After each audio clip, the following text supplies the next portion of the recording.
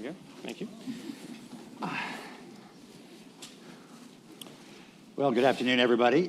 Thank you for joining us. In addition to this full house in the room, we have about 400 people online, so thank you for joining us. We'll have 30 minutes of conversation here and 30 minutes of Q&A from all of you and from the folks remotely. We're really pleased and honored to welcome back to the Council Undersecretary Elbridge Colby.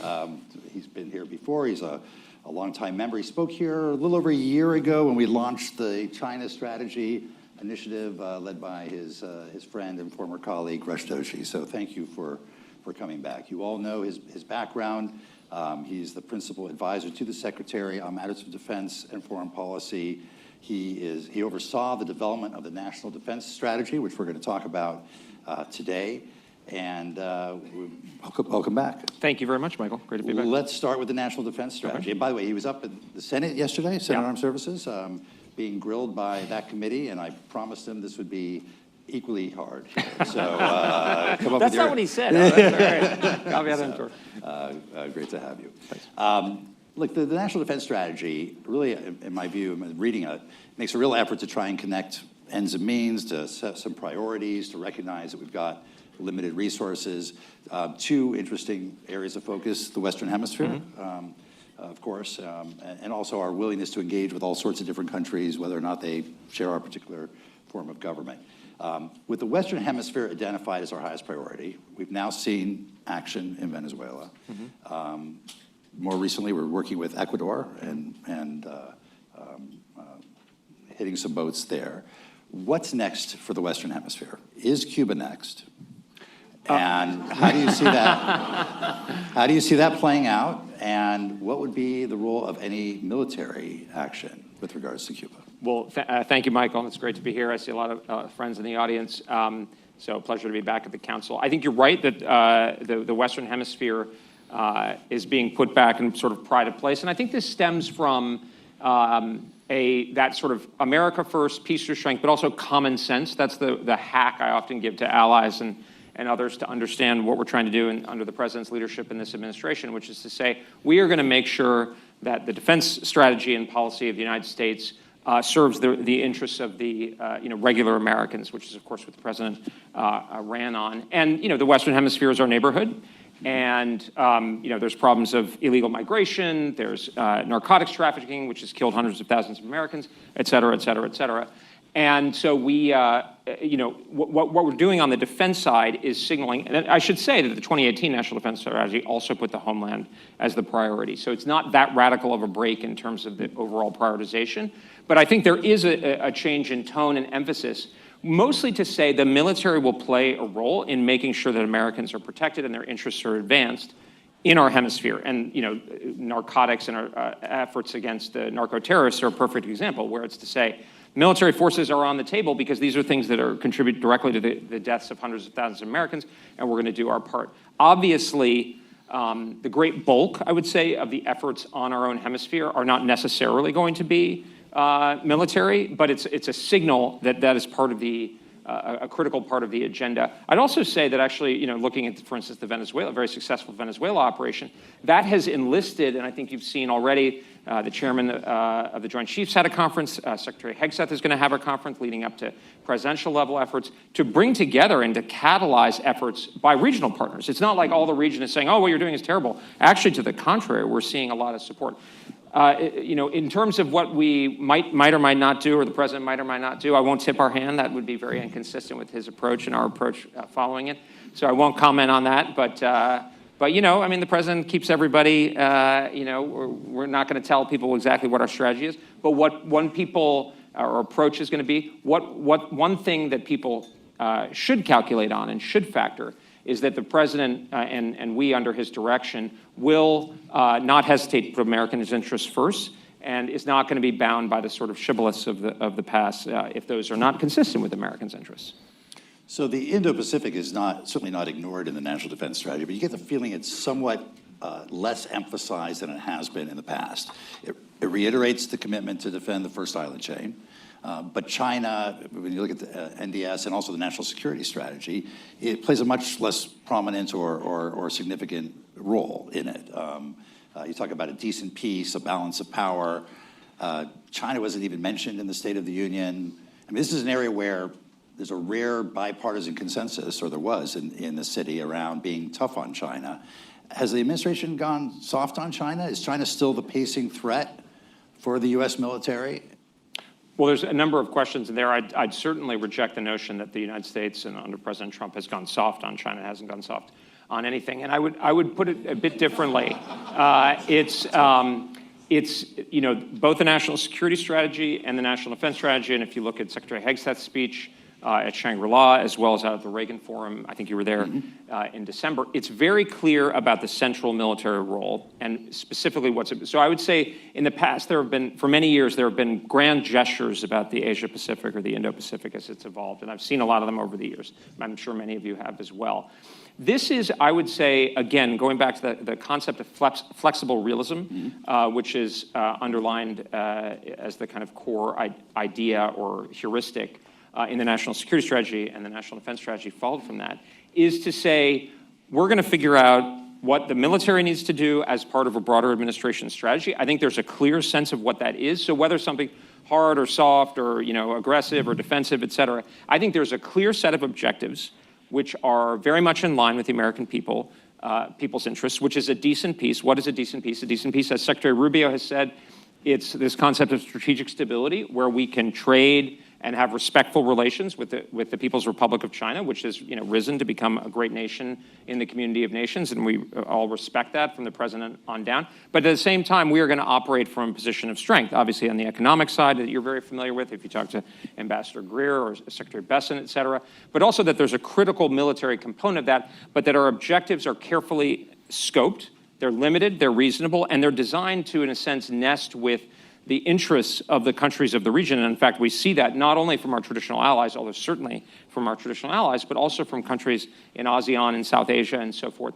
And so in that context, I would actually categorically reject that we've taken our eye off the ball. To the contrary, there's even more of a focus on meeting that standard, which is a standard that's consistent with this peace through strength, strong and clear but quiet, decent peace kind of balance of power model. And that's, I think, the right, especially, I think this administration, certainly at the Department of War, our focus is on delivering real combat-capable, combat-credible forces in the right place at the right time, and less on grand rhetorical flourishes. So this is a big year, potentially, for U.S.-China relations. There could be up to 4 summit meetings between President Trump and President Xi.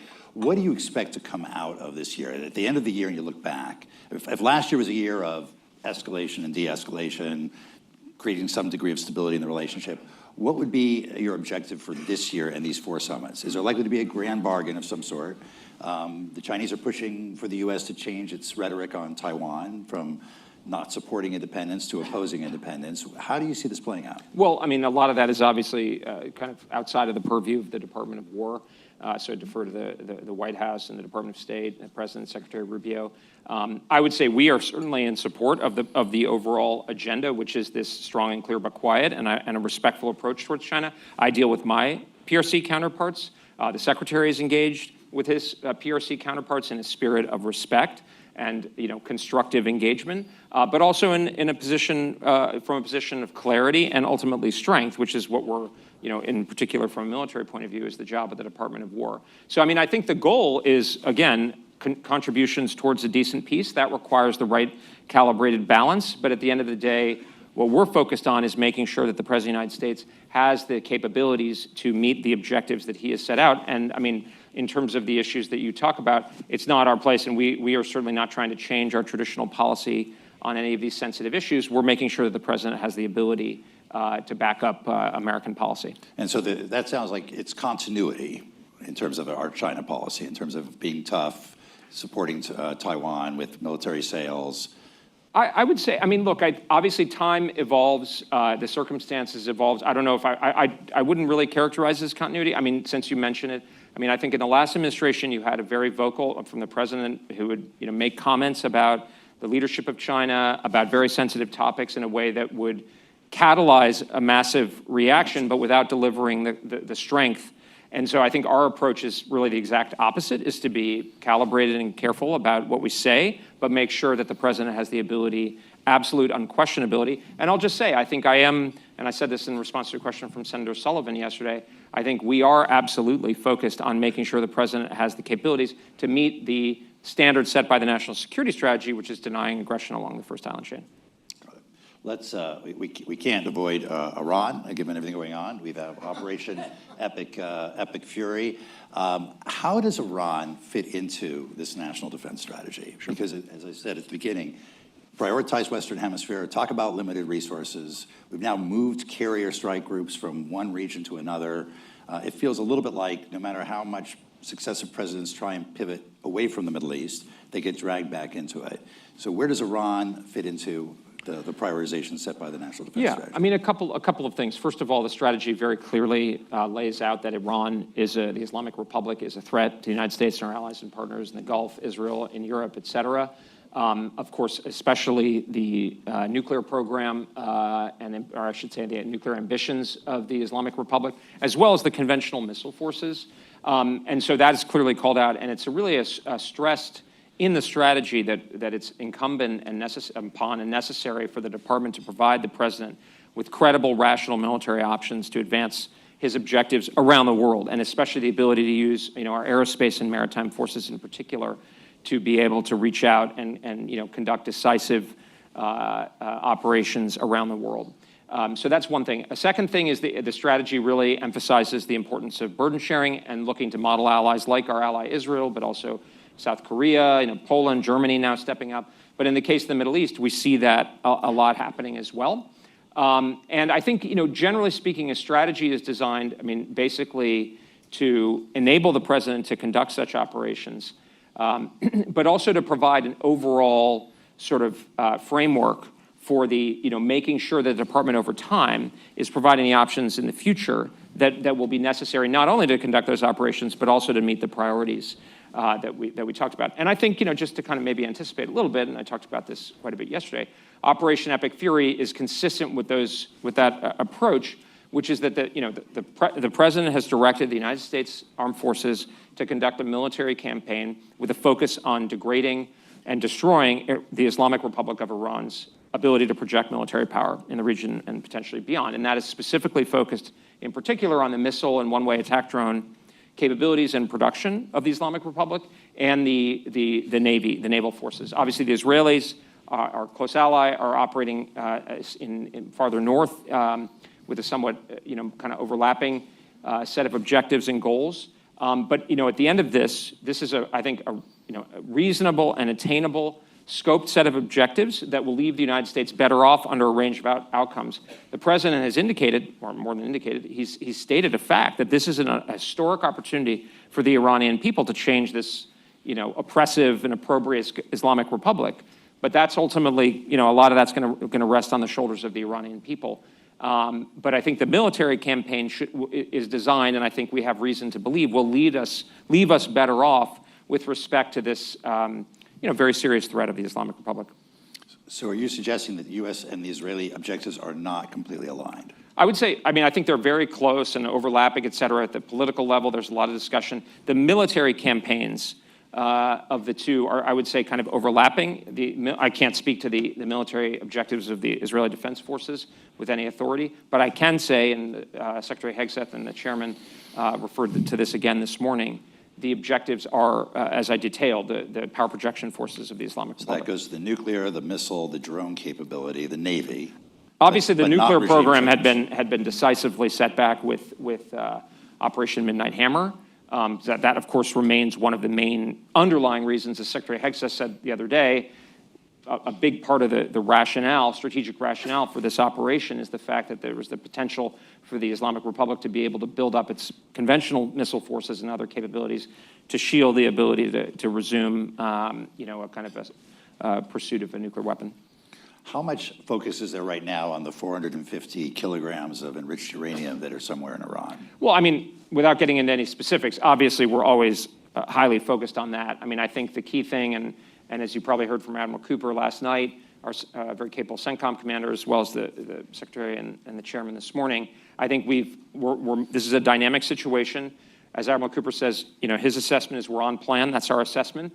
We're making a lot of progress. We're shifting from a campaign that, initial phases primarily focused on bringing down air defenses and other kinds of tactically imminent threats, to one where we can, as they say, kind of get on top of the target and be able to use, as the chairman said this morning, precision but gravity bombs and other kinds of comparable weapons that the president referred to in his Truth Social post the other night.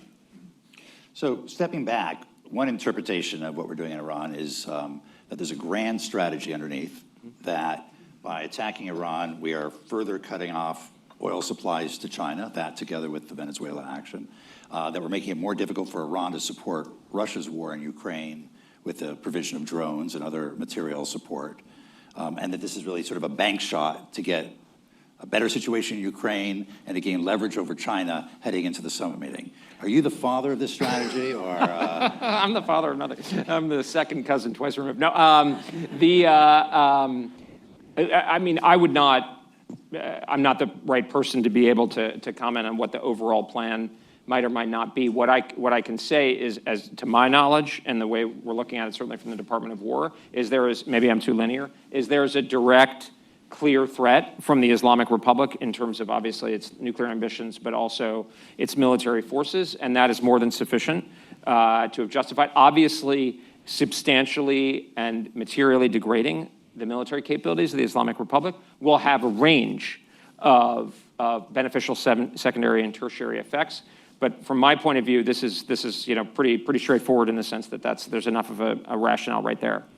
One of the top priorities that you've cited in the National Defense Strategy is supercharging the defense industrial base. And you've spoken before about your concern that we were depleting our stocks in our support of Ukraine. Now we have this action against Iran. How depleted are our stocks? How concerned are we about that? And why is it that we can't build enough of our interceptor missiles or artillery to keep up with our demand here and around the world? Well, I'd just say up front that our armed forces have the necessary equipment to take on anyone and pursue the president's goals and objectives, and nobody should have the impression that we're somehow, behind the curve. As I said yesterday at the Senate Armed Services Committee, that is something that everybody should understand, friend and potential foe, that we are on top of this problem. I think, as the president said the other day, that said, there are certain areas where we are not where we need to be. That is something that we have anticipated, and many of us have been working very hard on. I'd give special credit to Deputy Secretary of War Steve Feinberg, who's really under the direction of the president, and the secretary is really leading that charge and making a tremendous amount of progress. I would say a couple things. Overall, the strategy is designed to deal with this kind of situation. So I was just talking to some European counterparts right before I came over here and said, NATO 3.0 is already actually taking this into account, that we need to all get ahead of the problem. And the strategy is designed to map to it. The strategy is designed to map to, the United States is going to take military operations in various places, and there's going to be demands. So we're going to get ahead of that.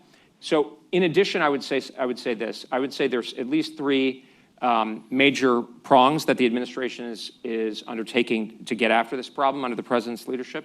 One, a $1.5 trillion defense budget. I mean, that is a huge signal from the president himself of the seriousness in which he takes making sure that the American people have the armed forces that are more than equipped enough. And secondly, that we're able to provide our allies and partners. Money is critical. It's a critical predicate, but it's insufficient on its own. So you need to have an industrial base that can produce at scale. And both the National Security Strategy and the National Defense Strategy call for a national mobilization. I mean, that's a pretty extraordinary statement. I just want to stress that. That's not, hey, we need to do better, we need to be more aligned or integrated, whatever. That's a national mobilization. And following up on that, you can see, I mean, it expresses the attitude of the president and the secretary and the deputy secretary, et cetera, which is really a different approach towards, and I believe there's been reporting of a meeting later this week, as well as a supplemental. So this is happening, but we need to see, everybody knows that. And also with our allies and partners, we need to be able to scale production more broadly. And that's the third part of this, which is a big part of the problem. Everybody loved to talk about how we have the wealthiest, greatest group of allies in our network, yada, yada, yada. Didn't go through the formality of actually having serious militaries in many cases, not in all cases. And I say that a lot of that is our our fault. And one of the things I was talking with Senator Reid about yesterday in the hearing, he used the term partisan. I objected to that because I don't think there's a partisan tone in the National Defense Strategy. There is a pretty tough tone on what I would really frame as the post-Cold War foreign policy. I think it's really important to distinguish the post-Cold War from the post-war, because people often want to wrap themselves in the flag of the post-1945 world. But I think what we're talking about is much more akin to the level of kind of practical realism, problem solving that you, and real kind of brass tacks conversations with allies that you saw in the Cold War. And that's that third part, which is getting allies to step up and commit to the new global standard as referenced in the National Security Strategy and the National Defense Strategy. And here's the thing, and this was a little bit of kind of what I was saying yesterday, this is happening. That debate is in a sense, is over. I mean, now the conversation with the Europeans, and that was kind of a lot of the theme of my remarks at the Defense Ministerial in Brussels last month, as well as at the Munich Security Conference, is people are now bought into NATO 3.0, and similarly in the Indo-Pacific, model allies like South Korea. Now the question is, how do we get down to business together? The conversation I was having just before I came here with a major European ally is, how do we think about syncing industrial production so that we can scale together and so you're buying the right stuff that makes sense?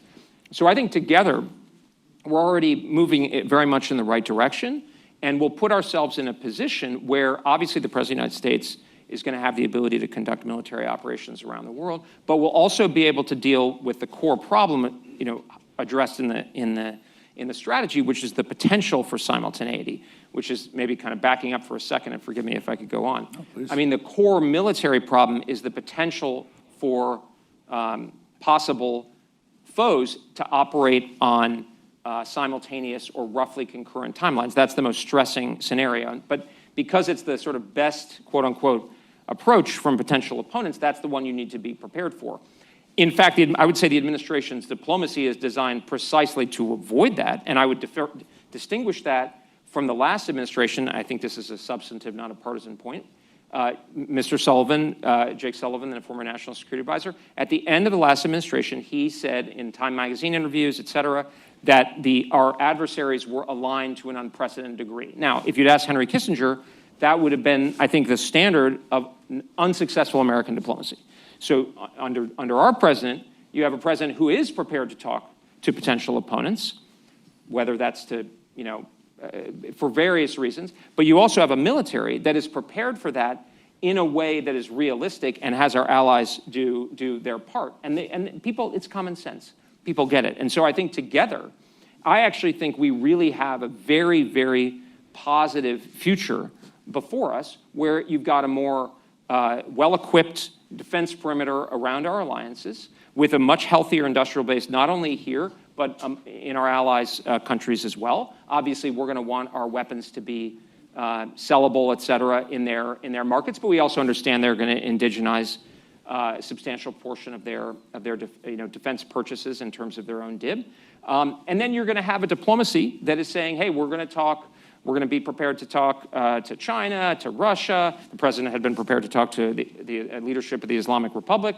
The White House just indicated its receptivity to talking to North Korea without preconditions. So there's an openness that, if you go back to the Cold War under presidents of both Republican and Democratic parties, that was considered sort of common sense, normal. And that's, I think, where we're headed, and we'll be in a good position for sustained and decent peace. And as you talk about Europe stepping up and bearing more of the burden and doing taking responsibility, how confident are you that they're going to be able to make the tough political decisions that they need to face so that not every country has its own air defense system or its own tank?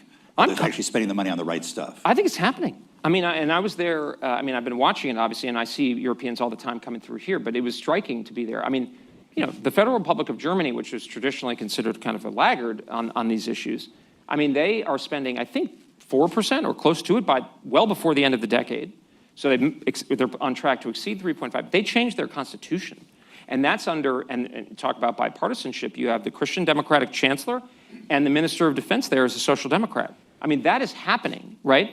Finland, Sweden, Norway, the Netherlands, Secretary General Rutte, I was talking to him, he pointed out that the Netherlands is going to raise its retirement age to 70. I mean, that's serious. That's a But serious it's one thing step. to spend more, and it's another thing how you spend it. Totally, and that's where, but that's the NATO 3.0 conversation. That's, hey, we're not talking about NATO as a set of symbols and did you say the right words to me? No, NATO is a real military alliance that's designed to put combat credible force in the field. You know, West Germany had 12 active divisions along the line in 1988. They can do this. That's where the conversation is going now.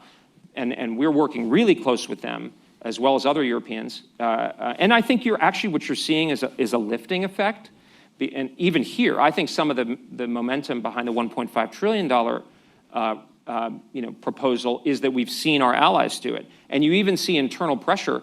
We're not always the ones putting pressure on other countries to meet, because people will say, if I'm in Germany, well, wait, why are some of these other Western European countries matching, you know? So you made a really important distinction in your speeches in Europe between Europe stepping up on conventional defense and the U.S. continuing to provide the nuclear umbrella. Yeah.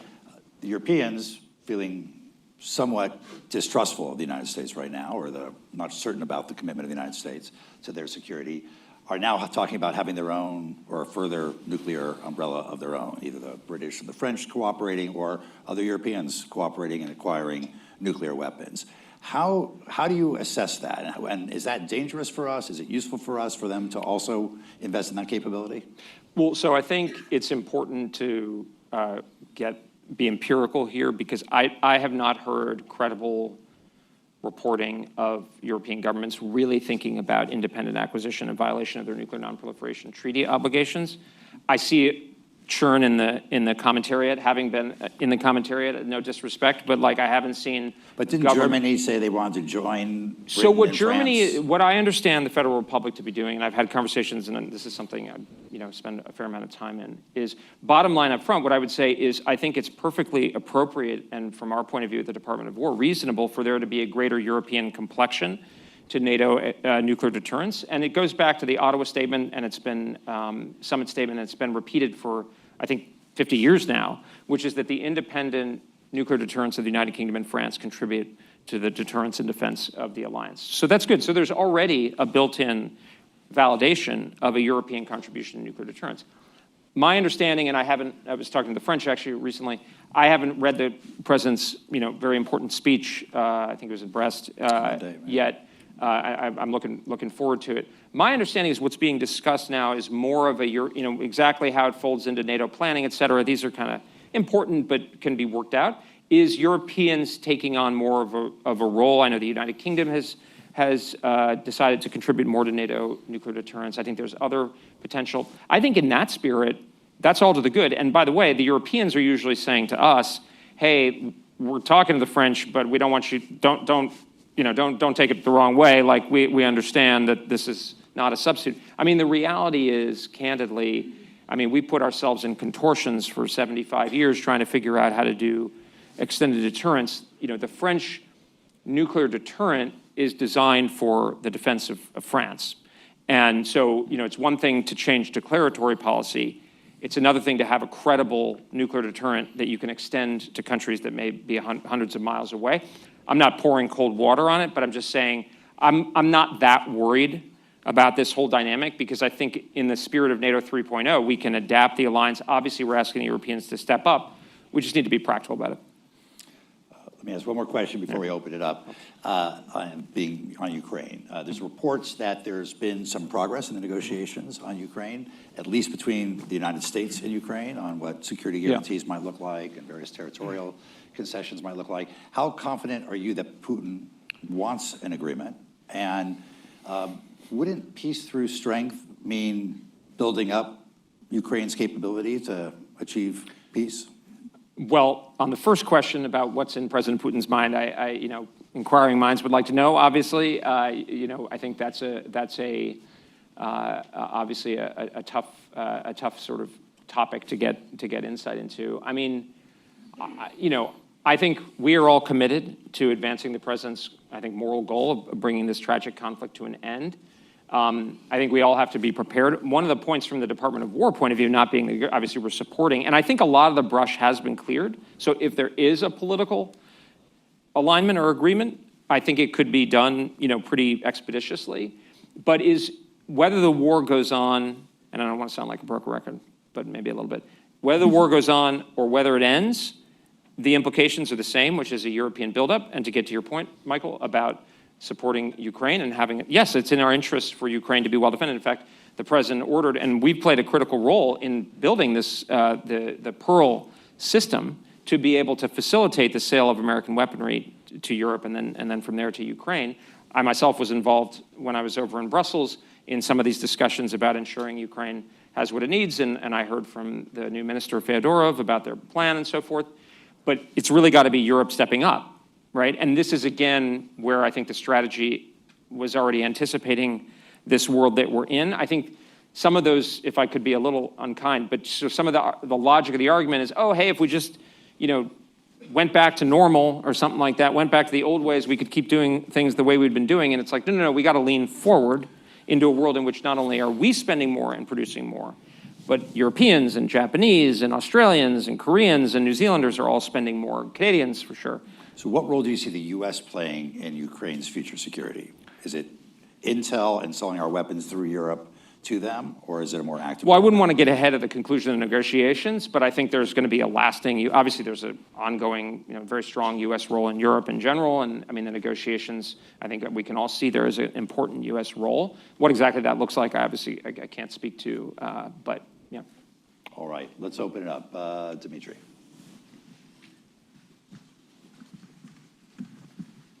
Thank you, Dimitri, Financial Times. Good morning, Bridge. I miss our breakfasts, by the way.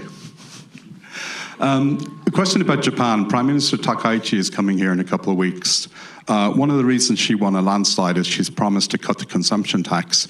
That's complicating things in terms of whether you can spend more on defense within the government in Tokyo.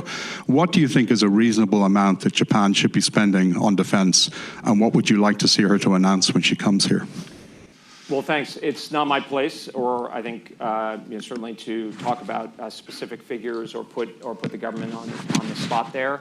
I think, though, what we all recognize, and I know Japan's going through this very important process of the strategy development over the course of 2026, and hopefully rapidly. I think if you listen to what the government of Japan has said, not only in the last few months, but over the number of years, they are the ones who are saying there is an unprecedented security situation around the world, but even in their own neighborhood. And they know this better than anybody. And I think what we're seeing around the world is, obviously there's this new global standard idea, that's a standard. But I think we're seeing everybody all around the world of our allies really step up. And, to be honest, Japan has for many years been a big advocate of the idea that all these theaters are interconnected. So, this is not about what the United States is insisting. This is about what, very advanced, large, sophisticated countries, just what is in their interests. And I think that's where I'd really go back to what Europe is doing, countries like Germany, like the Netherlands, like the Norwegian, Swedes, Finns, South Koreans. They are stepping up, and that's, we all know what we need to do. It's not our place to lay out any kind of, certainly not my place to lay out any demands. But I think one of the kind of key themes, and I think I'm sort of looking for in 2026, or I think we are looking at it in 2026, is 2025, in a sense, was about reframing and really credibly demonstrating that things needed to change. I think there was, candidly, I know people talked about the outbreak of the war in Ukraine, everything's changed. If I could be maybe a little bit ungenerous, there was a discussion of a Zeitenwende. The Zeitenwende did not go through the formality of actually happening until Chancellor Merz and Minister Pistorius, to their great credit. I know, this was a topic of political debate. I think people have now internalized that things have changed, and it's not just about Americans like me badgering people. This is for your own reasons, and that's the common sense. Minister of Defense Collins from New Zealand has a great point. She said after the end of the Cold War, a lot of us, basically took a huge reduction in defense, and we put it in, and the Americans were paying more. The peace dividend. The peace dividend, and frankly, a lot of that is kind of our fault. Even here, if you forgive me, at the Council on Foreign Relations, because it was the elite of the United States, and I think we're all probably guilty of that if we're here. But we're the ones who kind of benefited. But that system just doesn't work anymore, and it's like we don't need to sort of pin who's at fault and who's not, because it's like it doesn't matter anymore. Now it's about everybody's got to get on the new dispensation, and let's get down to business. Elise. And please, I should say, please identify yourself, make it a short question. Thank you so much for your remarks. Elise Labott, I'm a journalist. I write the Cosmopolitics Substack, and I was the previous Murrow Press Fellow here. You said yesterday in the Senate testimony, and also a little bit today, that your objectives with Israel are overlapping but different, and Israel seems more focused on, leadership change, while you have a limited military objective. And you've encouraged the Iranian people to, or the president has, to rise up. But does that kind of leave the U.S. on the hook for helping shape what happens after, to make sure that it's not more dangerous, not just for the Iranian people, but for the region and U.S. interests? And, given your own history in terms of restraint in military action, how do you personally feel about the fact that Israel's objectives in terms of a broader change in the region may be a little bit different than the U.S.? Thank you. Sure. Okay. Well, there's a lot in there, and I'm a government official, obviously, and not on think tank, whatever, commentator anymore. But just to be clear, sometimes I'm described as a restrainer. I don't see it in the mirror. I've never described myself that way. Flexible realist, actually. That's about right. So my view is, we should never be totally a hawk or a dove, because it's contextual, depends on the situation. So, for instance, to go back to China, I don't think of myself as a hawk or a dove. I want, totally in line, as I understand it, with the president's goals, I want a respectful, peaceful situation in which our interests are respected, and part of that is having the power to ensure that you're respected. Part of it is being willing to engage. And I've been, for instance, personally, I'm engaged with the Chinese over many years from a sort of condition or position of respect. So that's on the second point. And I think we're all clear that, we regard the Israelis as a model ally who are willing to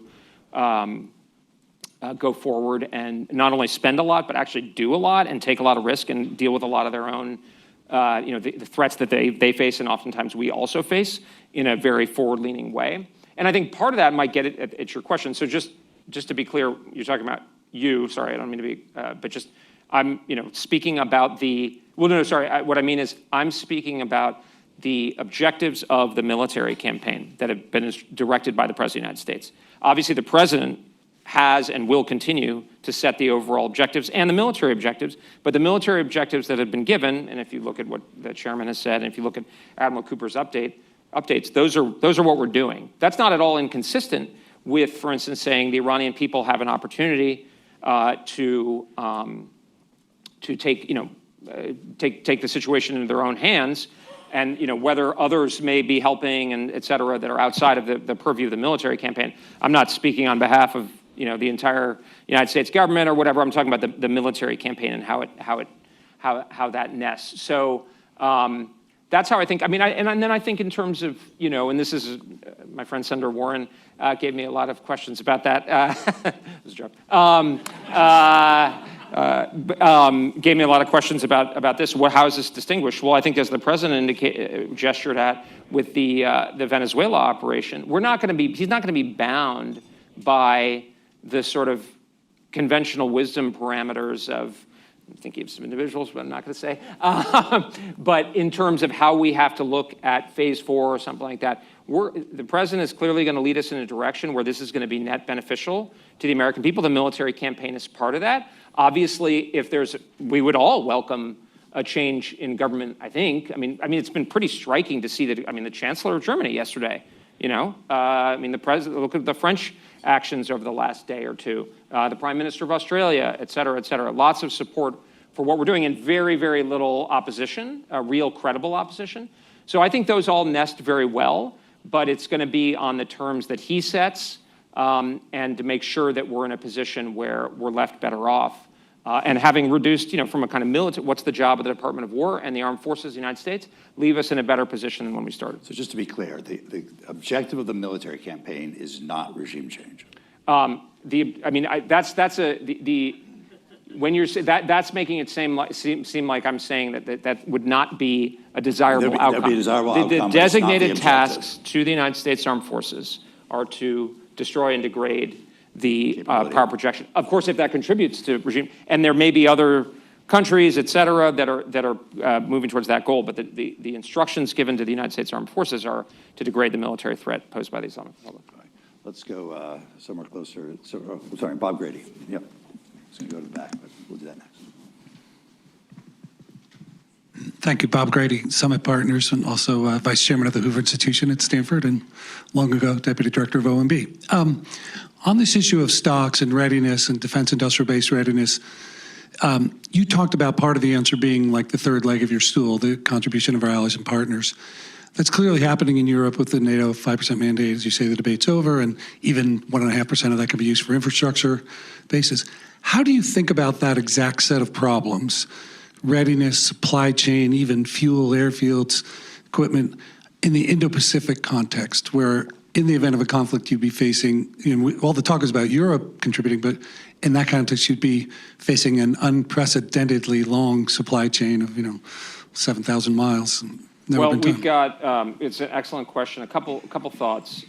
So the Indo-Pacific problem, the first island chain problem that's been directed by the National Security Strategy and is in the National Defense Strategy, that presents problems for us, real challenges like the ones, sir, that you refer to. It also presents opportunities. Fundamentally, and this gets back to the kind of flexible realism, balance of power, the military strategy of the United States at this point is very tightly nested to a balance of power approach because it's fundamentally defensive, which is part of the reason at the strategic level. Obviously, operationally and tactically, you can use offense, et cetera.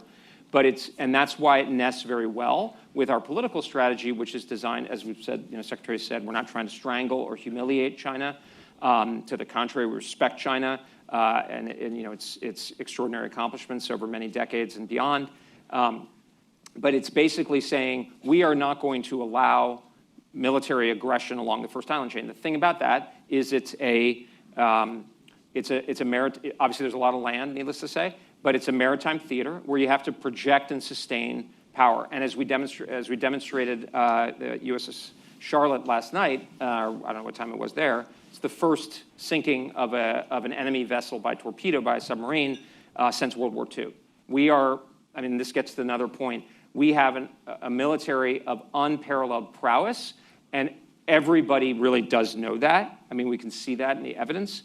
And so that's one of the things, and that's another area where our allies and partners, allies and partners are not just a kind of symbolic shibboleth with a little flag. No, countries like, we mentioned Japan, a very close relationship with the Philippines right now, of course, South Korea, as well as countries like Australia, and New Zealand. Basically what we're asking them to do, as well as countries in ASEAN, and we're totally flexible in the perspective of the Department of War, and I think throughout the administration as to how we work with them. I always say to them, this is the opposite of John Foster Dulles at the Bandung Conference refusing to shake Zhou Enlai's hand. This is saying, hey, I actually like to quote Deng Xiaoping, whether the mouse is white or black, doesn't matter as long as it hunts mice. I see Mike Pillsbury must appreciate that. No, I can't do that. But that's the sort of the mentality is pragmatic. So we understand what we need to be able to do, and the military strategy is tightly connected. And then that tells us the kinds of capabilities we need, the kinds of capabilities we're recommending our allies build. Getting back to Dimitri, to your question, it's all coherent and logical within that structure. And then one of the reasons that I believe we have a right to be optimistic is because our defense perimeter has existed for a long time there. It's well grooved politically. It's something we understand militarily, and countries like the United States, obviously, but also Japan, Germany, South Korea. When we put our minds to it, we can get after industrial production problems pretty well. Let's go to a question online. We'll take our next question from Gideon Rose. Hi there, Mr. Secretary. Very impressive presentation. You would never know that you're in Trump 2 rather than Trump 1. I find everything you're saying, if this was all the administration was saying, quite plausible and sensible. I'm just curious how it squares with what the president actually says and does. And in particular, how does threatening to invade Greenland and fomenting separatism in Canada fulfill the kind of policies you're talking about? Good to see you. Good to hear from you, Gideon. Thanks. I think Trump 1 and Trump 2 are both very, very successful. Proud to have served in both under the president's leadership. We're definitely work for the president. I'm very proud to work for the president. I think he's the one who's driven the change and the needed focus and the needed ability to adapt. I mean, I think the president's been clear, and we agree that we need to have our key interests respected in places like Greenland. We need, and I think there's a process that's underway that appears to be addressing that, from what I can tell. That's in other channels. But I think we have reason to be optimistic that will be a successful outcome. And I mean, I guess that would be sort of part of the answer to the question, Gideon, is, I mean, the proof is in the pudding, right? You had, how many times we've all heard, Secretary Gates or Secretary Panetta going to whatever NATO confab and saying all these words about needing to rebalance and nothing really happening. And then because of President Trump's leadership, and in fairness, the leadership of people like Secretary General Rutte, Chancellor Merz, a number of other leaders and populations, of course, around Europe, that is changing. And so I think that's the results are what we go by, and the president's leadership is critical. The way he engages in negotiation is critical. So I obviously rebut the spirit of your question, and I think we're, the results are what you can see is what matter. Great. Let's go somewhere in the back there. Young man there, in the middle.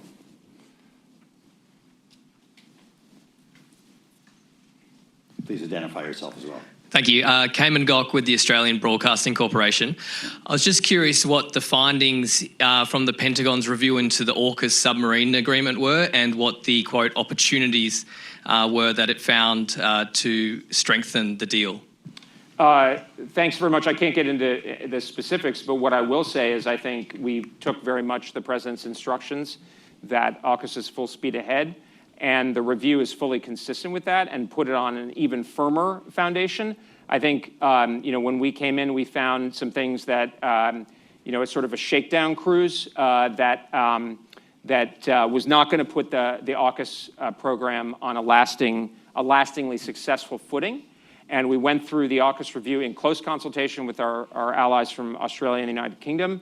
And I think we came out with a framework that basically is a pathway to do exactly what the president said, which is to put it on, full steam ahead. And candidly, I heard from a very senior official the other day who, almost unprompted, he said, actually that AUKUS review, it's really great that we all did that, because this is from one of the allies. He said, because now it's on much firmer footing. So I think, everybody knows what we all need to do with greater clarity. I mean, at the end of the day, obviously, kind of AUKUS started out as a lot of, kind of fanfare, if you will.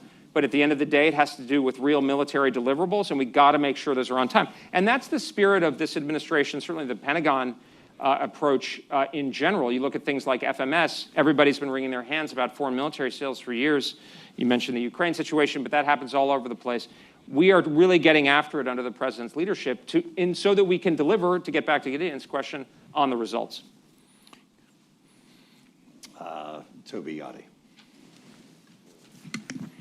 Thank you very much. I served in the NSC and the State Department, so my condolences for your day-to-day workload. My first question is... Just one question, Gobi. Okay, Why don't fine. you stand up? We have 1 to 2 million Americans in the Middle East who are stranded there, and our ambassador to Israel has said basically, I can't help you. How could we begin a war and not consider how to take care of these number of Americans, and what are they supposed to do? So if our interest is protecting America, how could we leave such a group stranded? And my second would have been about North Korea, which basically... That's clever. All right, that's very that clever. That is very good. Wow. That's a best practice. Which basically you have said nothing about, and they have 60 nuclear weapons. Well, we did say something about North Korea. We're well aware of that. And that's part of what we our very close alliance with South Korea. And I'd mention that that's actually a center-left progressive government there, but they've agreed to the new global standard of 3.5%, and they've to take primary responsibility for their conventional defense on the peninsula. So they're really extending the model from Europe to their great credit. But again, I think the overall approach is similar to the approach we're taking elsewhere, which is be strong, but be open to dialogue and engagement. And then I can say from personal experience that we're absolutely not neglecting Americans in the region. I would defer to the State Department and others to give you any more detail on that, but I know we're paying a lot of attention to make sure we do what we have to do. Okay, let's take another one from our online audience. We'll take our next question from Rodolphe Costanzo. Yes, hi. Thank you very much. My question is regarding nuclear proliferation. So just to be clear, if the German government, the Polish government, and or Scandinavian countries were to come to you and say, we want to develop our own nuclear capabilities, would you try to talk them out of it, or would you try to encourage them? Thank you. Yeah, I think we'd more than try to talk them out of it. We'd obviously, at a minimum, strenuously oppose it. So I don't know exactly what that. It's a hypothetical, but we're against such a eventuality. Okay. In the back again. There you go. Gentleman with the, yep. Thank you very much.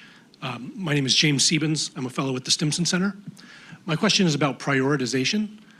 One of the common sense concerns that has been raised consistently, especially by Republicans, about the amount of aid that's been provided to Ukraine is just the depletion of our own long-range fires, and whether or not that would count against our ability to deter major actors in other theaters like Russia and China. So I wanted to ask for your assessment. After this conflict in Iran, or with Iran, do you feel that the United States will be better equipped or less equipped to deter China? Well, thank you for the question. I mean, as the president said, we have very plentiful munitions for a lot of, especially the phases that we're moving into. And as he gestured at, there are areas where we're going to focus on getting healthier. And that is why we are calling for and implementing national mobilization of the defense industrial base and the proposal for a $1.5 trillion budget, the overhaul and really kind of radical approach towards increasing productivity from that defense industrial base and the allies doing more. So I'd kind of volley back. I mean, I think the administration is doing everything that we really can. This is where we need Congress, we need industry to really, and I mean the level of seriousness about making sure that our forces, and they do, but that they will always have the weapons that they need, and that we'll be able to provide our allies and partners with weaponry, whether through sales or otherwise, is very much top of mind. But I think this is something where, I got questions from the Senate Armed Services Committee yesterday. I know the appropriators. I think the sky's the limit in terms of what we can do to get after this problem. I gather that the last 24 hours or so, Iran fired at Turkey, and it was intercepted by NATO air defense. Is this an Article 5 issue? Can we see NATO being mobilized against Iran? I'm not sure of the exact specifics, so I don't want to get ahead of the commentary. I think I think we clearly see that the Islamic Republic is willing to strike against a wide range of countries, not only in the Middle East, but also potentially in NATO, and we've seen a strong move by a number of NATO countries to take action. Individual NATO countries. And I think there's a real potential for an evolution towards some kind of grouping or whatever that reflects the wide consensus that the Islamic Republic is a noxious threat.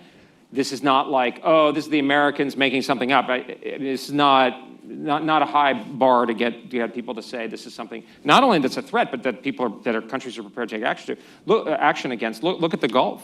I mean, okay, the Israelis are involved, but the Gulf countries are also involved. Right. Okay. Yes, right here, gentlemen. Hi, Alberto Mora, former General Counsel of the Navy. Use the words common sense, ally, NATO, and I hear Greenland, and the threat of military force against Greenland to annex the territory in our Can you put the microphone a little closer? What deterred the United States from exercising that kind of threat, and how do you assess today the effects of that use of threat of force against our NATO allies? Is it something that's still on the table? Is it something we would use again? Should NATO allies understand that the United States operates with them and in our alliance contract in derogation of whatever treaty may exist? In fact, we violated 4 of the articles of the NATO treaty when we issued the threat of force. What is the net effects of Greenland today?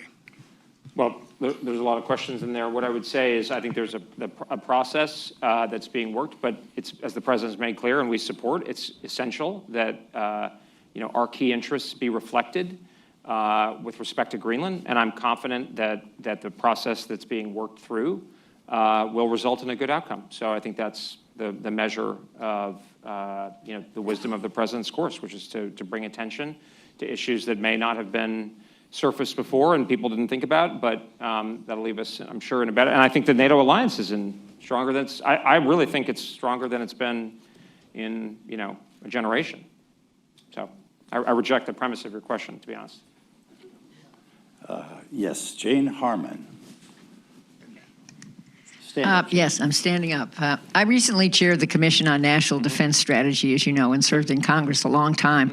We recommended increased spending on defense, but my question's around what are we spending in this war? What have we spent to date? And is Congress properly in the loop here? You mentioned you talked to appropriators yesterday, but one of the problems with... the authorizers yesterday. Fine. Well, that's the first step. Yeah. But... in hindsight, Iraq and Afghanistan cost us trillions and trillions of dollars. Are we headed there again in this war? Well, ma'am, on the last point, I think absolutely not. We've learned the lessons, as Secretary Hegseth kind of eloquently put it, I think, this morning. We're not going to make the same mistakes under President Trump's leadership, and he's been clear about that, and we've all been Vice President, Secretary, et cetera. On the cost, I couldn't give you an answer. I know Congress has been consulted a lot. The Secretary Hegseth, the chairman, I think Secretary Rubio, maybe Director Radcliffe were all on the Hill yesterday, I'm pretty sure, and then I think on Monday as well. So there's been extensive consultations. So exactly how it's unfolding, I'm not in a position to say. But and in terms of the costs, my understanding is that there may be additional requests or something like that. But I think a lot of this is going to be, this is an opportunity, and ma'am, you served on that commission calling for, greater defense spending. This is where, the 1.5 trillion, but also an industrial base that can produce more quickly at scale at a reasonable cost can be vital. Dov Zakheim. Hi, Bridge. Hey, Dov. The buildup, the NATO buildup you spoke about, it's going to take them a few years before they've spent to the level you want. And once they spend it, it's going to take a few years before they get anything in the field. We're going to be building up, as you say, but will we be building up enough to backfill them in order to deter people like Putin? So I think timelines are an issue. I think you're probably more pessimistic than you need to be, because in a lot of areas, if we look at the Russian military, and without kind of commenting on their political intent, but just analytically, obviously they have built up including over the course of the war, but they are heavily engaged in Ukraine, and they've suffered very substantial losses of both personnel and equipment. Europe actually, in a lot of ways, has a lot of the capabilities that it needs. For instance, like tactical aviation. There's a lot of European countries buying and already fielding F-35. There's a lot of ground troops. Often it has to do with probably more, joint operations, training, what the Europeans call strategic enablers. So that's what we're trying to get down to, is I think it's less of a binary kind of issue than a matter of degree, where we're going to have to work. And that's a lot of what the conversations that I have, say, with General Grinkovich, who I understand is going to speak, is very highly regarded by all of us, both as EUCOM and as Supreme Allied Commander, try to understand where we focus efforts, where we may lean forward, thinking about how we get across whatever humps there may be. But in general, I think it's a manageable issue, and especially because the Europeans, they actually are doing it. I mean, they're ramping up. Certainly, the Germans and the Poles, the Scandinavians. I mean, a country like Finland, has sustained a large military for a long time. They've got F-35s. They've got a huge artillery force. They've got well-trained infantry, a conscription system. That's a frontline state. Poland. So when you kind of unpack it a bit, it's actually more manageable than it might initially appear. Similarly, in Korea, you have, I think, 18-month baseline conscription. You have a very large defense industry.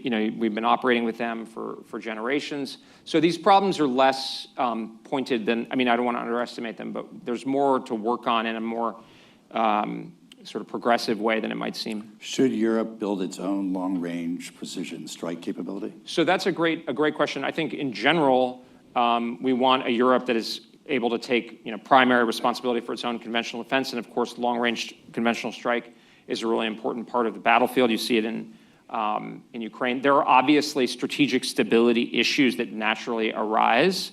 So I think those can generally be managed. I don't want to kind of sort of presume one way or the other, but obviously, the Europeans already have long-range strike. There's every reason to think that, and I know there's a lot of interest in their developing more long-range strike. How you think about concepts of operations, deployment, et cetera, especially because we still are extending our nuclear deterrent. It's not like we're trying to slow their roll, to the contrary, but I think it's just, those conversations are already happening. I'm confident those can be managed together. Please join me. We're so grateful to have Undersecretary Colby here again at the Council. We really appreciate the engagement of UBridge with the Council and look forward to continuing our dialogue. So thanks very much. Thanks, Michael. Thank you.